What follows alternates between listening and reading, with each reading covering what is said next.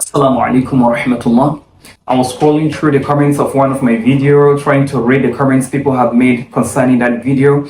And then I saw these comments here that concerns predestination and then free will of people. Then I decided to make this video and explain in detail what it means by what Allah has predestined and then the free will Allah has given to people. Because this topic is very important, especially to the Muslims and then the non-Muslims. Not only the non-Muslims that have problem with this, but some Muslims too have problem with the understanding of this. When I continue scrolling through the comments, I saw that there are other people who also make similar comments too. Like for example, here in this comment where this non-Muslim says, if Allah had willed, He would have led me to Islam, but He clearly doesn't want it for me, and I can't accept it because of the many issues in the Quran. Then he quoted this verse of the Quran in Quran 32 verse 13 where he said, had we willed, we will have easily imposed guidance on every soul, but my word will come to pass. I will surely fill up hell with jinn and humans altogether.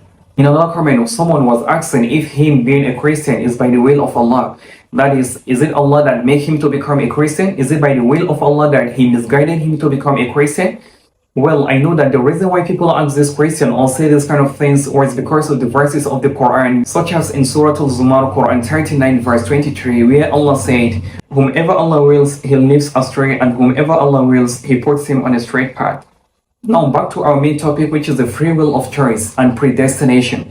Although Allah has predestined everything that is going to happen in this world, Allah destined everything because He is the creator. He destined and designed everything that is going to happen in this world. Whatever happens, such as the earthquake, diseases, and any calamity that happen in this world is being predestined by Allah subhanahu wa ta'ala. And that is why He is the creator and the Lord of the world. He destined everything the way He wills. Whatever you see happening, if He did not will it to happen, it can never happen. Whatever you see in this world that is happening, He destined it to happen. I know there are so many people who will say that if Allah is the controller and He's the one that designed everything to happen in this world, why is it that so many bad things used to happen, such as calamities, earthquakes, and all these killings that usually happen in the world? That why don't He just predestine it not to ever happen? Since He has the power to do everything, He could have just predestined it not to happen. There shouldn't be any calamity, there shouldn't be any earthquake, there shouldn't be any killing or any destruction in the world. Let everyone live happily.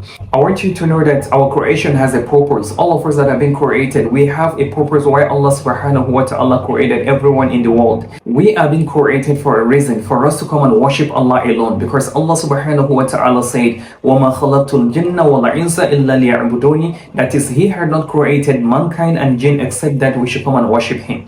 So our sole purpose for creation is for us to come and worship Allah subhanahu wa ta'ala, and Allah uses so many methods and ways to test us to see who among us is more dutiful to Allah and is more grateful and thankful to Allah subhanahu wa ta'ala. And this is the reason why so many calamities usually happen. If these calamities happen, so many people will go astray because of this. They will say that Allah does not exist, because if He would have been existing, all this wouldn't have happened to them. They go astray because of all these calamities, and that is what Allah subhanahu wa ta'ala will use to judge everyone in the day of judgment. And that is why it is necessary for so many things to happen, so that Allah subhanahu wa ta'ala will use it to judge us. He will use it to test us and to see who among us will be patient with the trials and tribulation that had been happening in the world. So many people will go astray because of all these things, and that is what Allah subhanahu wa ta'ala will use to judge us in the day of judgment. Some of us will have family, and before you know what is happening, it will wipe away all our wealth and resources and everything that we had. And after this, so many people will go astray, and some will still remain steadfast and still believe in Allah and be very patient because of this. Let's assume everything moves smoothly, everything is fine, you have resources, you have wealth, you have family and everything. Then you wouldn't think of going against Allah's will. You will be doing everything according to what Allah has asked you to do, because you have no any trials. But because of these trials, many people will go astray. And this is what will show that you have failed in your own trial, because everyone in this world are in a state of test. Our existence on this earth is a trial. We are in a stage of examination right now. And after this examination, we will see our result in the day of judgment. Now back to the issue of free will. Yes, Allah have predestined everything to happen, but there is this free will, a choice that Allah gives everyone, and that free choice is what Allah subhanahu wa ta'ala will use to judge everyone. Because if Allah predestined everyone, whatever you do, let's say which your choice to become a Christian or your choice to become a pagan, if you don't have any choice and Allah predestined you to become a pagan or a Christian, that means Allah is unjust because He didn't give you the free will or the choice for you to choose the right guidance. But because of this free will, then you have the choice to either be guided or to be misguided. This free will of choice came in so many forms, such as in form of effort. Islam places great emphasis on making an effort towards a desired end, such as in Quran 53 verse 39 to 42, where Allah subhanahu wa ta'ala said, "And that there is not for a man except that good for which he strives, and that his effort is going to be seen, then he will be recompensed, and that to your Lord is the finality." So you see, putting effort on something is very, very important, and that comes in form of a free will, because you can't just say that, okay, Allah had destined you to become a Christian, so therefore you are going to become a Christian. Why don't you just say that Allah has destined you to become a Muslim, so therefore you are going to be a Muslim? This effort and strive for you to know something or for you to seek knowledge of something, it's one of the free will that Allah has given you. For you to strive to seek for knowledge, like those who will come online, instead of them to seek for the true knowledge, they will go to Islamophobia websites and try to seek for the knowledge that will destroy them towards becoming a Muslim. Instead of them to seek for the knowledge from Islamic scholars and strive to know the truth, they will go into Quran and pick some verses of the Quran just for them to fulfill their goal in destroy Islam. They would like to translate the verses of the Quran themselves without actually knowing the meaning. Some of them will even translate it wrongly and give it a meaning in order to destroy Islam. All these are wrong. And that is because they have chosen the misguided way instead of choosing the guidance. Seek for the true knowledge. Whoever seeks for true knowledge and strive to understand the truth in the Quran, he will surely see the truth, and Allah will help him in doing that.